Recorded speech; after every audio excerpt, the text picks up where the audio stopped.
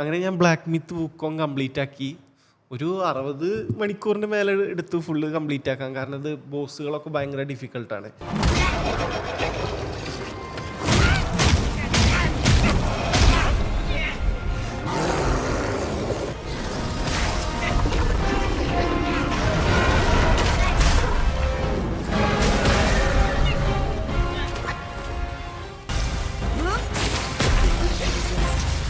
I'll make you kneel before the ഓരോ ബോസിനെ fight ചെയ്യുമ്പോൾ തന്നെ ലൈക്ക് 15 പ്രാവശ്യമൊക്കെ നമ്മൾ മരിക്കും.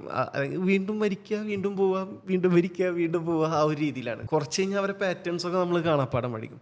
അപ്പോൾ സംഭവം ഗെയിം അടിപൊളിയാണ്. ലൈക്ക് നല്ല ഗ്രാഫിക്സ് ആണ്, ഗെയിം പ്ലേ അടിപൊളിയാണ്, സ്റ്റോറി കുഴപ്പമില്ല. കാരണം ഇത് ജേണി ടു ദ വെസ്റ്റ് എന്നുള്ളൊരു ചൈനീസ് നോവലിനെ ബേസ് ചെയ്തിട്ടുള്ള ഒരു ഗെയിമാണ്. ഈ ക്യാരക്ടറിനെ ബേസിക്കലി എനിക്കറിയാം. കാരണം ഞാൻ ദ ഫോർബിഡൻ കിങ്ഡം എന്ന് പറഞ്ഞിട്ടൊരു സിനിമ പണ്ട് കണ്ടിട്ടുണ്ടായിരുന്നു. ഒരു ഇംഗ്ലീഷ് അഡാപ്റ്റേഷനാണ്, ജേണി ടു ദ വെസ്റ്റ് അല്ല, പക്ഷേ മങ്കി കിങ് ഉള്ളൊരു സിനിമയാണ്. മങ്കി കിങ് കൊണ്ട് ജാക്കി ജാൻ ഒരു ഡ്രങ്കൺ മാസ്റ്ററായിട്ടും ജെറ്റ്ലിയാണ് മങ്കി കിങ് ആയിട്ട് അഭിനയിക്കുന്നത്. അപ്പോൾ അതുകൊണ്ട് ഈ ഒരു ക്യാരക്ടർ ഞാൻ ഓൾറെഡി ഇൻട്രൊഡ്യൂസ്ഡ് ആണ്. പിന്നെ ഞാൻ ഗെയിം കളിച്ചു തുടങ്ങുമ്പോൾ ഓഫ്കോഴ്സ് ആ ക്യാരക്ടറിനെ പറ്റിയിട്ട് കൂടുതൽ വായിക്കാൻ നോക്കും എവിടെ കണ്ടാലും. അപ്പോൾ അതിൻ്റെ ഭാഗമായിട്ട് ഞാൻ ഇതിൻ്റെ സ്റ്റോറീസൊക്കെ കുറച്ച് വായിച്ചിട്ടുണ്ടായിരുന്നു. Like journey to the west complete വായിച്ചെന്നല്ല പറഞ്ഞത്, ഞാൻ കുറച്ച് വീഡിയോസ് കണ്ടു. അതുപോലെ ഓവർവ്യൂ എന്താണ് കഥ, ഏതൊക്കെ ക്യാരക്ടേഴ്സ് ഉണ്ട് എന്നൊക്കെ ഉള്ളത് ഒരു കുറച്ച് ഡിഗപ്പ് ചെയ്യാൻ നോക്കി. അങ്ങനെ ഗെയിം കളിക്കുന്ന സമയത്ത് ഗെയിമിനോട് ബന്ധപ്പെട്ട എന്ത് റീൽ കണ്ടാലും നോക്കൂലേ, അതുപോലെ കണ്ടൊരു റീലാണിത്.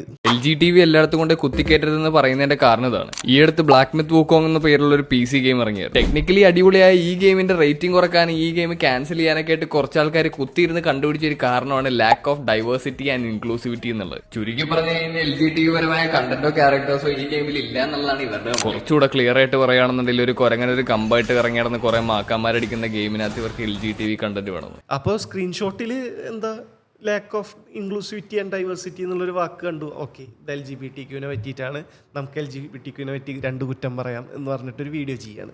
അപ്പോൾ പുള്ളി ഈ ആർട്ടിക്കിൾ വായിച്ചു കഴിഞ്ഞാൽ തീരാവുന്ന പ്രശ്നമുള്ളൂ. കാരണം ആർട്ടിക്കിളിൽ പറഞ്ഞതും പുള്ളി പറഞ്ഞതും തമ്മിൽ ഒരു ബന്ധമില്ല.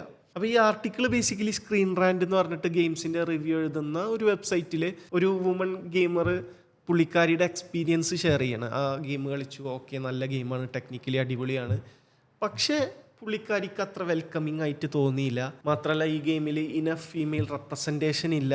അതാണ് ആ ഒരു മെയിൻ പോയിന്റ്. ഇൻക്ലൂസിവിറ്റി ഇല്ല എന്നുള്ള രീതിയിലും ഡൈവേഴ്സിറ്റി ഇല്ല എന്നുള്ള രീതിയിലും. അപ്പോൾ പുള്ളിയുടെ എക്സ്പീരിയൻസ് പറഞ്ഞതാണ്. ചാപ്റ്റർ 2 വരെ ഒരു സ്ത്രീയും ഇല്ല. അത് ശരിയാണ്, ഞാനും ഫുൾ ഗെയിം കളിച്ചതാണ്. ചാപ്റ്റർ 2 വരെ നോട്ടബ്ലി ഒരു ഫീമെയിൽ റെപ്രസെൻറ്റേഷൻ പോലും ഇല്ല. പക്ഷേ ചാപ്റ്റർ 3 എത്തിക്കഴിഞ്ഞാൽ ഒരാൾ വരുന്നു, ചാപ്റ്റർ 4 ഒരുപാട് ആളുകൾ വരുന്നു. അപ്പോൾ ഫീമെയിൽ റെപ്രസെൻറ്റേഷൻ ആക്ച്വലി എനിക്കുണ്ട് തന്നെയാണ് ഗെയിമിൽ തോന്നുന്നത്. പക്ഷേ ആ ഒരു തുടക്കം സമയത്തില്ല. പക്ഷേ എനിക്ക് ഫോക്കസ് ചെയ്യേണ്ട പോയിന്റ്, ഈ ഒരു ഗെയിമിൽ ഇൻക്ലൂസിവിറ്റി കുറവാണോ ഡൈവേഴ്സിറ്റി കുറവാണോ എന്നുള്ളതിനുപരി ലൈക്ക് പൊതുവേ ഗെയിമുകളിൽ ഇൻക്ലൂസിവിറ്റി ഡൈവേഴ്സിറ്റി വേണോ, അങ്ങനെ കുറഞ്ഞു കഴിഞ്ഞാൽ നമ്മളതിനെ ക്വസ്റ്റ്യൻ ചെയ്യേണ്ട ആവശ്യമുണ്ടോ, ക്രിട്ടിസൈസ് ചെയ്യേണ്ട ആവശ്യമുണ്ടോ എന്നുള്ള ഒരു പോയിന്റാണ്. ഓക്കെ, ഗെയിം ഇൻക്ലൂസീവ് അല്ല, ഡൈവേഴ്സ് അല്ല, എന്താ പ്രശ്നം, ഗെയിമല്ലേ അത് ഗെയിമിൻ്റെ രീതിയിൽ കണ്ടാൽ പോലെ, ഗെയിമായിട്ട് എൻജോയ് ചെയ്താൽ പോലെ എന്നുള്ളത്. ഇവിടെ കോമഡി എന്താണെന്ന് പറഞ്ഞാൽ, ഇത് പറയുന്ന ആളുകൾ തന്നെ ഗെയിമിൽ ഏതെങ്കിലും ഒരു LGBTQ ക്യാരക്ടറോ അല്ലെങ്കിൽ ഫീമെയിൽസിൻ്റെ ഓവർ റെപ്രസെൻറ്റേഷനോ അല്ലെങ്കിൽ ഫീമെയിൽ സ്റ്റീരിയോ ടൈപ്പ് ബ്രേക്ക് ചെയ്യുന്ന എന്തെങ്കിലും സിറ്റുവേഷൻ വന്നു കഴിഞ്ഞാൽ അവർക്ക് ആകെ ഭ്രാന്താവും. അപ്പോൾ ബേസിക്കലി ഗെയിമിനെ ഗെയിമായി കണ്ടാൽ പോരെ എന്ന് പറയുന്ന ടീം തന്നെ ഗെയിമിൽ ഇത്തരം റെപ്രസെൻറ്റേഷൻസ് വരുമ്പോൾ കുരുപൊട്ടിയിട്ട് കരയാറുണ്ട്. അപ്പോൾ അത് ബേസിക്കലി ഹിപ്പോക്രസിയാണ്. ഇനി നമ്മളെ വ്യൂ നമ്മൾ ഓൾറെഡി ക്ലിയർ ആക്കി. ഇപ്പോൾ ഒരു ഗെയിം എന്ന് പറയുമ്പോൾ, ഗെയിമല്ല എന്ത് എൻ്റർടൈൻമെൻറ്റും ആവട്ടെ, അത് എല്ലാവർക്കും എൻജോയ് ചെയ്യാൻ വേണ്ടിയിട്ടുണ്ടാക്കുന്നതായിരിക്കണം. അല്ലാതെ ഒരു സ്പെസിഫിക് ഗ്രൂപ്പിന് മാത്രം എൻജോയ് ചെയ്യാൻ എന്നുള്ള രീതിയിൽ ഗെയിം ഉണ്ടാക്കുമ്പോൾ അതിനെയാണ് നമ്മൾ ക്വസ്റ്റ്യൻ ചെയ്യുന്നത്. എന്തുകൊണ്ട് ഇൻക്ലൂസീവ് അല്ല, എന്തുകൊണ്ട് ഡൈവേഴ്സ് അല്ല. ഹിസ്റ്റോറിക്കലി ആളുകൾ ഇപ്പോൾ സിനിമകളിലായാലും ഗെയിമുകളിലായാലും ഒരു മെയിൽ വൈറ്റ് പ്രൊട്ടാഗനിസ്റ്റാണ് എപ്പോഴും നടനായിട്ട് അഭിനയിക്കുന്നത്. അതുപോലെ പണ്ടത്തെ ഗെയിമുകളിൽ ഫീമെയിൽ റെപ്രസെൻറ്റേഷൻസ് ഉണ്ടാവാറില്ല.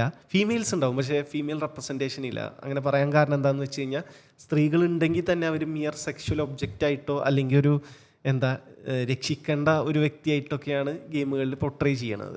എങ്ങനെയൊക്കെ ഇൻക്ലൂസീവ് ആവാം, എങ്ങനെയൊക്കെ ഡൈവേഴ്സ് ആവാമെന്ന് ചോദിച്ചു കഴിഞ്ഞാൽ, ഇപ്പോൾ ഗെയിമിനെ പറ്റിയിട്ടാണ് ഞാൻ സംസാരിക്കുന്നത്. അപ്പോൾ നമുക്ക് ഗെയിമിംഗ് കമ്മ്യൂണിറ്റി, അതുപോലെ ഗെയിമിംഗ് ഇൻഡസ്ട്രി, അപ്പോൾ ഈ ഒരു 3 മേഖലയിലാണ് നമുക്ക് ബേസിക്കലി ഇൻക്ലൂസിവിറ്റിയും ഡൈവേഴ്സിറ്റിയും കൊണ്ടുവരേണ്ടത്.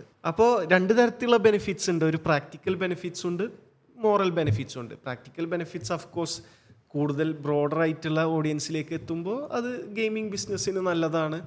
മാത്രമല്ല ഗെയിംസ് മോർ ക്രിയേറ്റീവ് ആവും. കാരണം പല രീതിയിലുള്ള ആളുകൾ, ഡൈവേഴ്സ് ആയിട്ടുള്ള ആളുകൾ കൂടി നിന്നിട്ടാണ് ഗെയിം ഉണ്ടാക്കണമെന്നുണ്ടെങ്കിൽ അവരൊക്കെ കൾച്ചർ, അവർ ഗ്രോ ചെയ്ത എൻവയോൺമെൻറ്റ്, ഇതൊക്കെ റിഫ്ലക്റ്റ് ചെയ്യുന്ന ഒരു തരത്തിലുള്ള ഗെയിം പ്രോഡക്റ്റ് ആയിരിക്കും നമുക്ക് കിട്ടുക. അപ്പോൾ ഒരു ഓസ്ട്രിയൻ എക്കണോമിക്സ് എടുത്ത് നോക്കിയാൽ വരെ ബേസിക്കലി നമ്മൾ ഇൻക്ലൂസിവിറ്റിയും ഡൈവേഴ്സിറ്റിയും ഒക്കെ കൊണ്ടുവരേണ്ടതാണ്. അപ്പോൾ ഇതിൻ്റെ ഒരു എത്തിക്കൽ സൈഡ് നോക്കിക്കഴിഞ്ഞിട്ടുണ്ടെങ്കിൽ ഫെയർനെസ്, അതുപോലെ ഇക്വാലിറ്റി. ഇപ്പം നമ്മളൊരു ഗെയിം ഇറക്കിക്കഴിഞ്ഞാൽ അല്ലെങ്കിൽ ഏത് തരത്തിലുള്ള എൻ്റർടൈൻമെൻറ്റ് ഇറക്കിക്കഴിഞ്ഞാലും അത് എല്ലാ തരത്തിലുള്ള ആളുകൾക്കും ആക്സസിബിൾ ആയിരിക്കണം. ബ്രോഡറായിട്ടുള്ള ആളുകൾക്ക് ആക്സസിബിൾ ആയിരിക്കണം, അവർക്ക് കളിക്കാൻ പറ്റണം, അവർക്ക് വെൽക്കമിങ് ആയിരിക്കണം. അപ്പോൾ ഗെയിമുകളിൽ അതുപോലത്തെ ക്യാരക്ടർ ആവുക, പിന്നെ നെഗറ്റീവ് സ്റ്റീരിയോ ടൈപ്പുകൾ ഇല്ലാതിരിക്കുക, അതേപോലെ കമ്മ്യൂണിറ്റി കുറച്ചും കൂടെ ടോക്സിക് അല്ലാതെ പെരുമാറുക, പുതിയ വരുന്ന ആളുകളെ വെൽക്കം ചെയ്യുക. അതുപോലെ ഇൻഡസ്ട്രി ഹയർ ചെയ്യുമ്പോൾ ഡൈവേഴ്സ് ആയിട്ട് ഹയർ ചെയ്യുക. പിന്നെ ഇതിനെ എതിർക്കണവർ പറയാറുള്ള ഒരു കാര്യം എന്ന് വെച്ച് കഴിഞ്ഞാൽ ഗെയിമിൽ ഇതല്ല ഫോക്കസ് ചെയ്യേണ്ടത്, ഗെയിമിൽ ഫോക്കസ് ചെയ്യേണ്ടത് ഗെയിം പ്ലേ ആണെന്നുള്ളത്.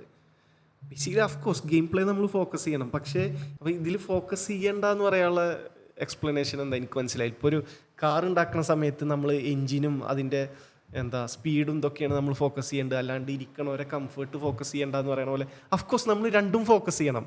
അപ്പോൾ അതുപോലെ തന്നെ ഗെയിം എത്രത്തോളം നന്നാക്കി പോളിഷായിട്ട് എത്രത്തോളം അടിപൊളിയായി ഉണ്ടാക്കാം, അങ്ങനെ ഉണ്ടാക്കും വേണം.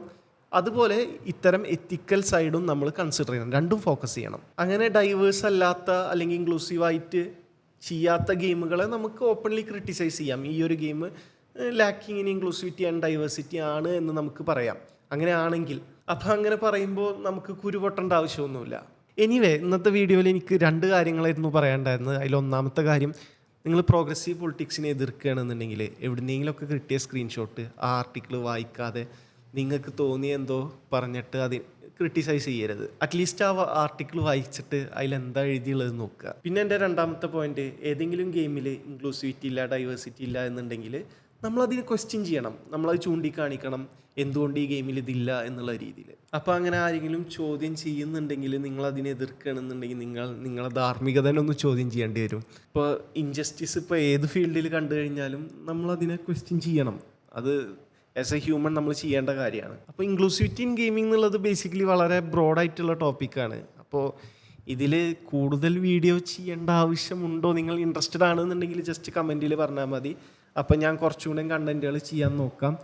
പിന്നെ ഇതൊരു ഗെയിം റിവ്യൂ എന്നുള്ള രീതിയിലല്ല ഞാൻ വീഡിയോ ചെയ്തിട്ടുള്ളത്, കാരണം ഞാൻ ഗെയിം കളിച്ച് എൻ്റെ ജസ്റ്റ് ഒരു എക്സ്പീരിയൻസ് വെച്ചിട്ടാണ് ഞാൻ സ്റ്റാർട്ട് ചെയ്തത്. എന്നാലും ഞാൻ ഗെയിം റിവ്യൂ അല്ല ഉദ്ദേശിച്ചത്.